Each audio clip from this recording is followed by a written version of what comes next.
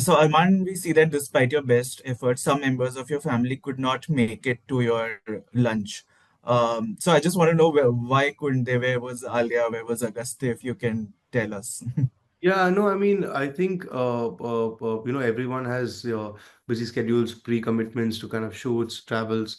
So I mean, most of our gatherings you'll always see whether it's Diwali, Christmas, or generally when we catch up, there are always a couple of people missing because of work. And I think, I mean, work is work, and work is super important to kind of attend if you have prior commitments. So for multiple reasons, we missed a bunch of people. Even my cousin Nikhil was in Delhi; he had work commitments there as well. So.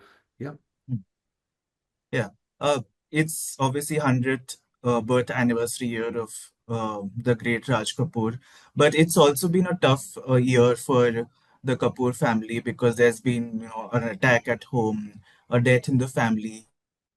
So does that spirit of, bouncing back from such tragedies, does that also come from the lighthouse that Raj Kapoor was? Because we've seen it through his cinema that it was all about tragedy, but also about accepting that tragedy and embracing it. So how much is an emotional inspiration is Raj Kapoor to you guys even today? No, I mean, see again, this is how we started this whole conversation, and I mean, these are stories that I've heard because I've not met him, and even when you talk about Raj Kapoor, actually, the first thing is just cinema and cinema and cinema. He would eat, breathe, and sleep cinema. That was it for him, right? He would put everything on the line. The sacrifices, literally not having anything in his pockets to kind of even make certain films.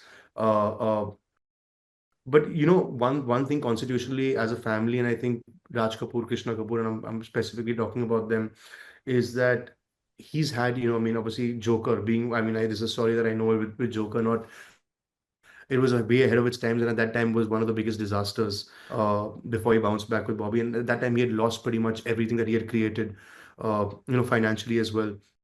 The one thing he didn't give up was obviously a roof over his children's head and his wife's head, which is the bungalow, which is a big part of our film as well.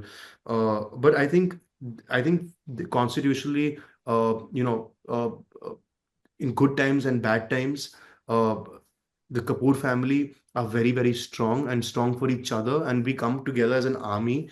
So I think, and that started, I think, from the Raj Kapoor and Krishna Kapoor era, and I've seen that with my mom.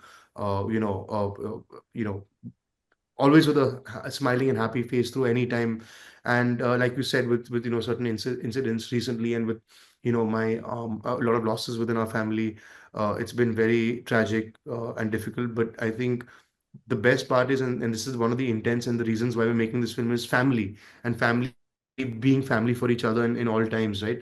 And I think bouncing back is completely part of our DNA.